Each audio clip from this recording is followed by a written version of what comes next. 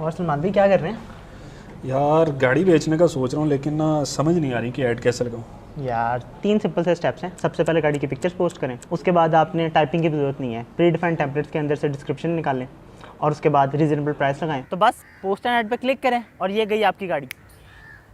Sir बिक गई। गाड़ी की डील्स ओनली ऑन पाकवीज। बिस्मिल्लाहिर्रहमानिर्रहीम, अस्सलाम वालेकुम। मेरा नाम सैयद शुजात हुसैन है और मैं एक आईटी प्रोफेशनल हूँ। इस्लामाबाद में तकरीबन पिछले 5-6 साल से कुछ आईटी कंपनीज़ को खिदमत दे रहा हूँ अपनी।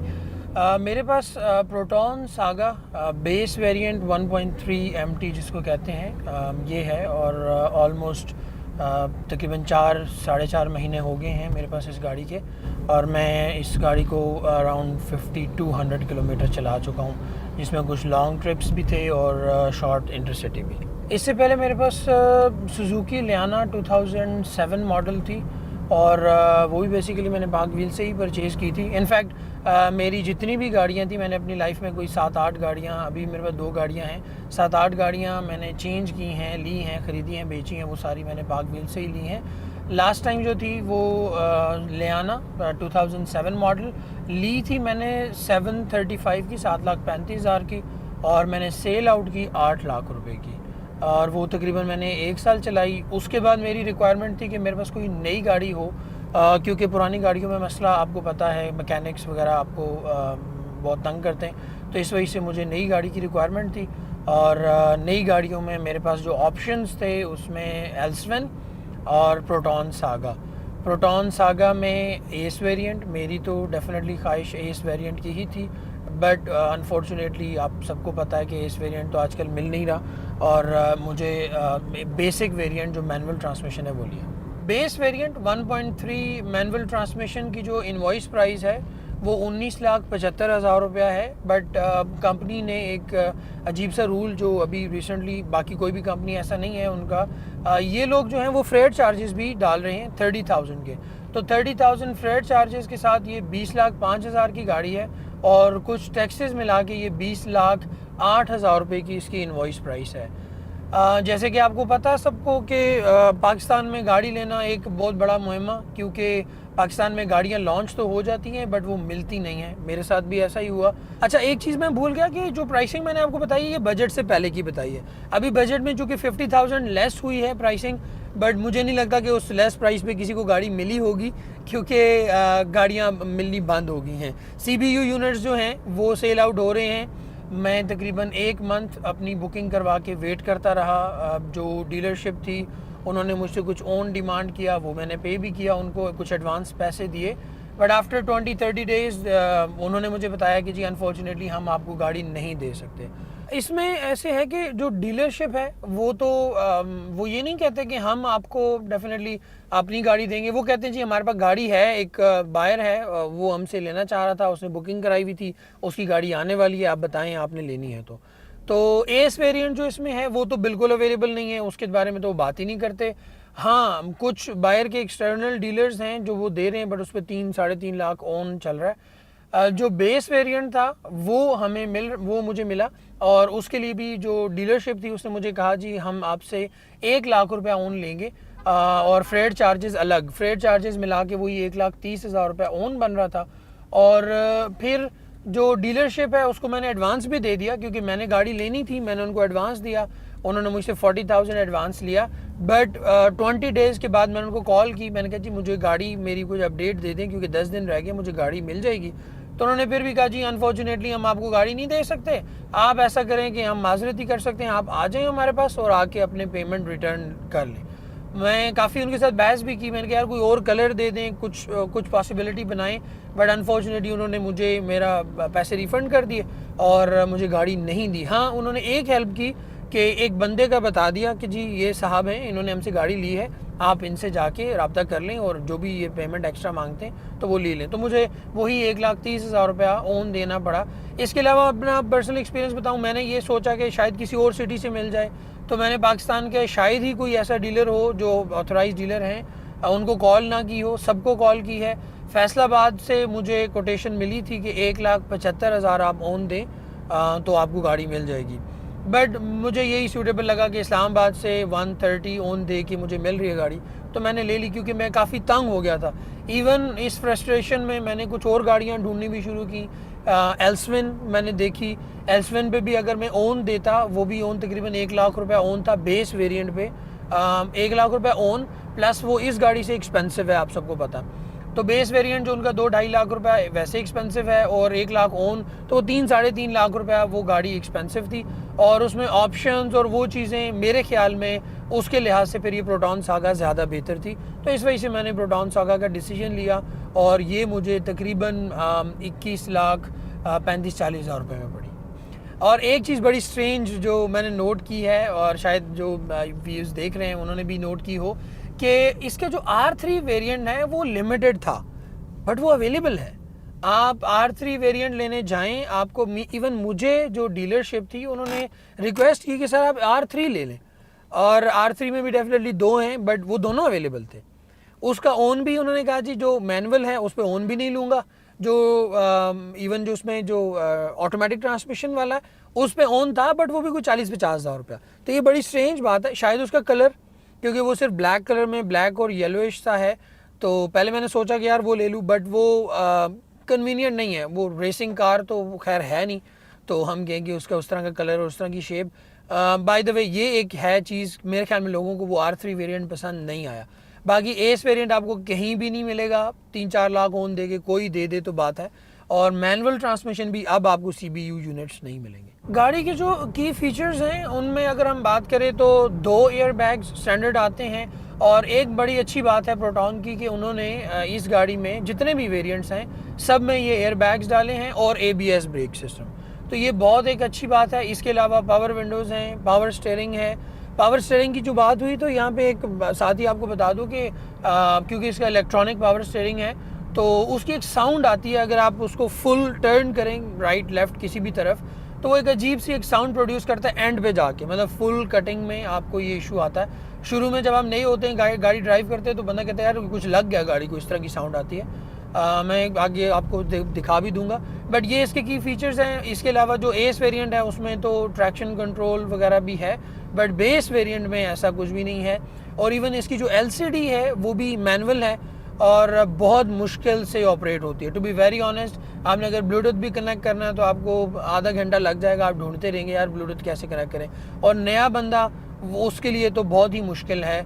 और एक बड़ी अजीब सी बात है कि जो इसका मैनुअल है जो गाड़ी के साथ आता है उसमें सारी चीज़ें एस वेरिएंट की मेंशन है, बेस की नहीं है।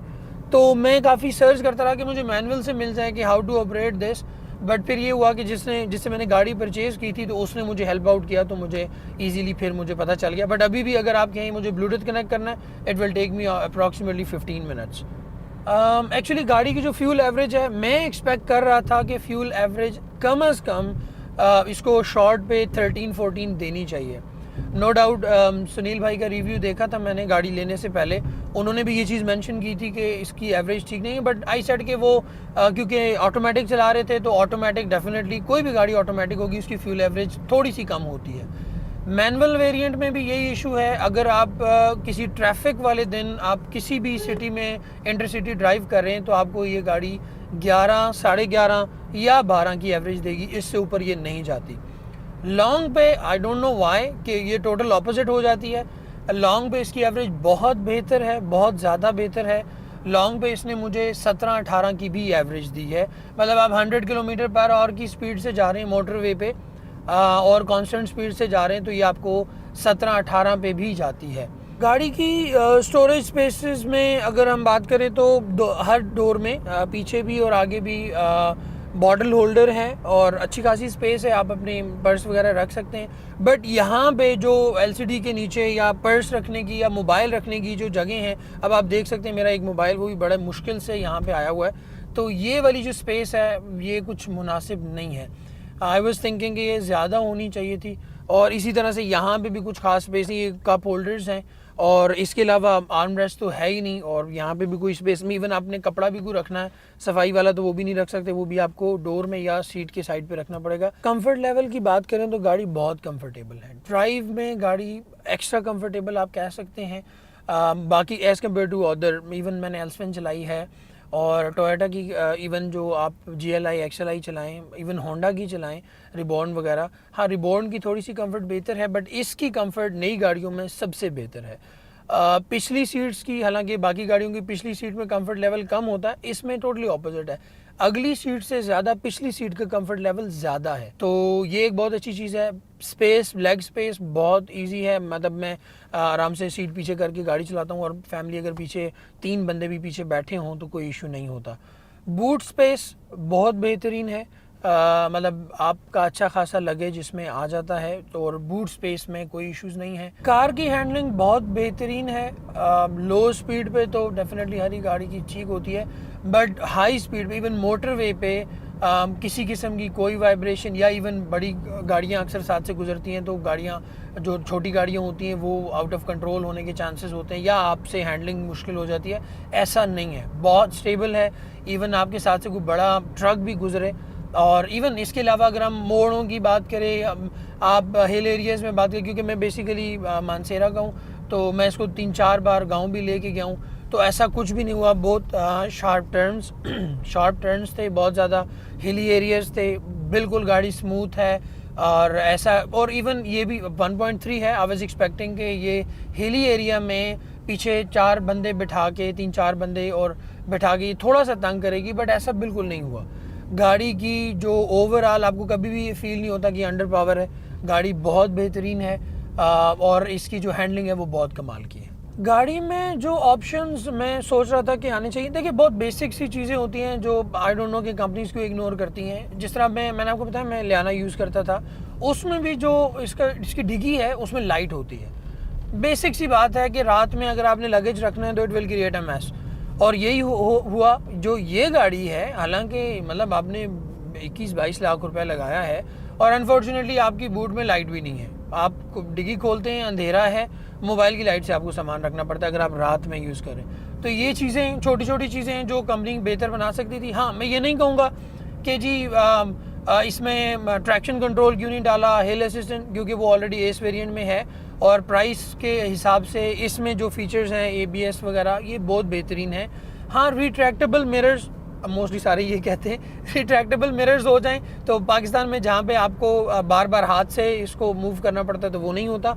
हाँ, ये है कि एडजस्टेबल हैं मिरर्स, आप अंदर से एडजस्ट कर सकते हैं, बटन्स हैं अवेलेबल, बट रिट्रैक्टेबल नहीं है, तो रिट्रैक्टेबल हो जाते। इस तरह की छोटी छोटी चीज़ें हैं जो, और इवन जो व्हील कप्स हैं उनकी क्वालिटी कुछ खास नहीं लगी मुझे, वो नॉर्मल है, वो बेहतर हो सकती थी, और बाकी चीज़ें बेहतरीन हैं।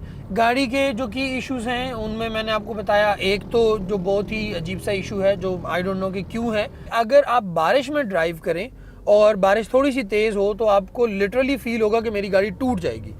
बहुत अजीब व गरीब सी आवाज़ आती है, बंदा डिस्टर्ब हो जाता है। फर्स्ट टाइम जब मैं ड्राइव कर रहा था, मोटरवे पे था और अचानक बारिश होगी तो मैंने गाड़ी रोक दी कि यार ये क्या हो रहा है, इतनी बुरी साउंड आती है।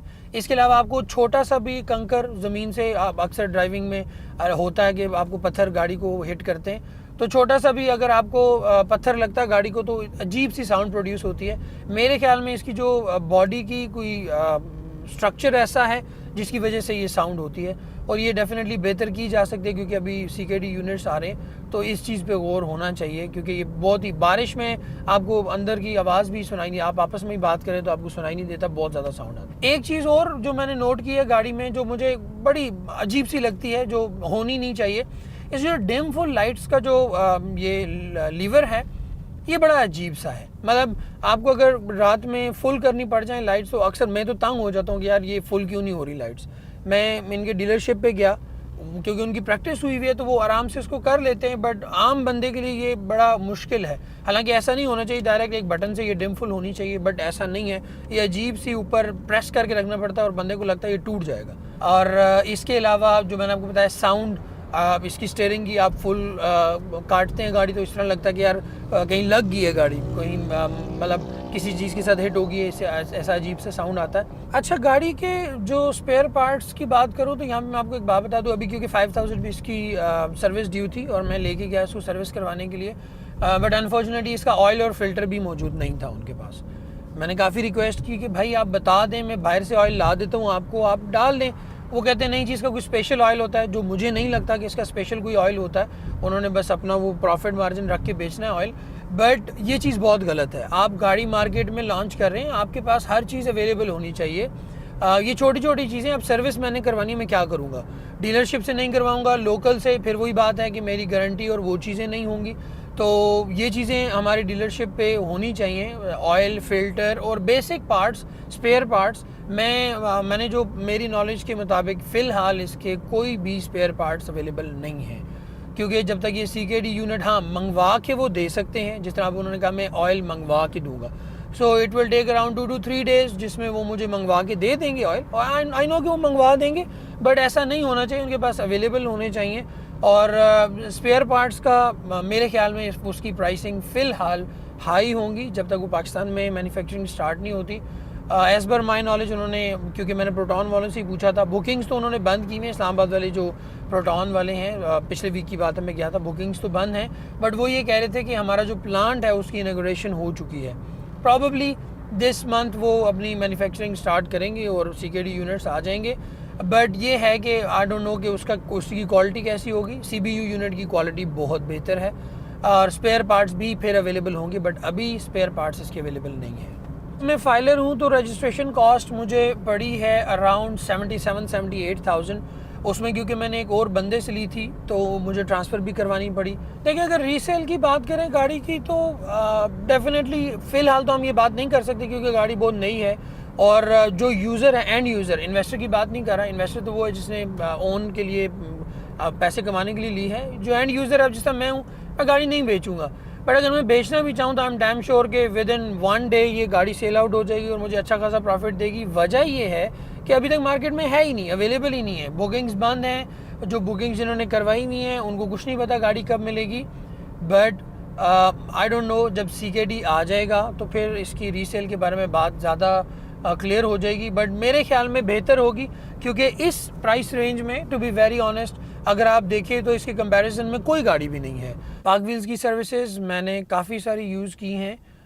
एक तो मैंने आपको बताया कि मैंने 6-7 गाड़ियाँ पाक व्हील्स से ख़रीदी भी हैं और पाक व्हील्स पे बेची भी हैं, और ये बहुत अच्छी एक सर्विस है। और स्पेसिफिकली अगर हम इन रिव्यूज़ की बात करें, इन रिव्यूज़ को देख के ही मैंने गाड़ी ली थी। जब से ये गाड़ी लॉन्च होनी थी उस टाइम से लेके अभी तक मैं कॉन्टीन्यूसली पाक व्हील्स को फॉलो कर रहा था, और जब मैं सुनील भाई ने जब रिव्यू दिया था उस टाइम मैंने गाड़ी ले ली थी, मतलब फाइनल स्टेज पे था, तो आई वाज हैप्पी कि यार अच्छा रिव्यू था। और पाक व्हील्स की सर्विसेज बहुत कमाल की हैं, स्पेसिफिकली ऑटो स्टोर। मेरी गाड़ी के बारे में एक प्रॉब्लम है कि अभी तक कुछ भी अवेलेबल नहीं है, वरना बाकी गाड़ियों के लिए मैंने बहुत सारी चीज़ें पाक व्हील्स ऑटो स्टोर से, 1-2 चीज़ें मैंने ऑर्डर की, बता देता हूँ। एक तो मैंने इसके जो पॉलिश है, लेदर पॉलिश ऑर्डर की थी, और इसके अलावा कुछ क्लॉथ्स हैं सफाई के लिए, पूरा एक पैक था 1200-1300 का, वो मैंने ऑर्डर किया और वो बहुत अच्छा यूज़ हो रहा है, उसकी हर चीज़ बहुत प्रॉपर्ली यूज़ हो रही है। आई वुड रिकमेंड कि आप लोग भी देखें, पाक व्हील्स पे अवेलेबल है। उसमें छोटी छोटी चीज़ें हैं, क्लीनिंग के लिए अलग है, ब्रश अलग है, और 2-3 कपड़े हैं उसमें, छोटे कपड़े भी हैं, बड़े भी हैं, तो वो बहुत अच्छा माइक्रोफाइबर है, तो वो बहुत कमाल की हैं। आई होप कि आप लोगों को मेरा रिव्यू पसंद आया होगा। मैंने अपनी तरफ से सारी चीज़ें जो मैं कवर कर सकता था वो मैंने की हैं, और होपफुली इसकी वजह से आपको ये होगा कि एक डिसीजन लेने में फ़ायदा हो जाएगा। बाकी फेसबुक पे भी कम्युनिटी बनी हुई है प्रोटॉन के स्पेसिफिकली, तो वहाँ से भी आप रिव्यूज़ वगैरह देख सकते हैं। बट ये जो रिव्यू है, क्योंकि मैं खुद ओनर हूँ, मैं खुद गाड़ी ड्राइव कर रहा हूँ, लॉन्ग पे, शॉर्ट पे, हिली एरिया, सिटी में ड्राइव कर चुका हूँ, तो मेरे ख्याल में आपके लिए ये रिव्यू हेल्पफुल साबित होगा, और आई एम होपफुल कि आप एक बेटर डिसीजन लेंगे। कोई मुझसे पूछे कि आप प्रोटॉन को रिकमेंड करते हैं कि नहीं करते, क्योंकि आखिर में जहन में हर बंदे की जो ख़रीदार होता है उसके जहन में ये होता है कि यार at the end what should I do. So to be very honest, I strongly recommend this car. सिर्फ ये छोटी छोटी चीज़ें हैं, ये कोई बड़ी चीज़ें हैं, बट इस बजट में आपको इससे अच्छी गाड़ी, नई गाड़ी, 0 मीटर गाड़ी आपको नहीं मिल सकती, और होपफुली आप लोग एक बेटर डिसीजन लेंगे। थैंक यू सो मच पाक व्हील्स। गाड़ी की डील्स ओनली ऑन पाक व्हील्स।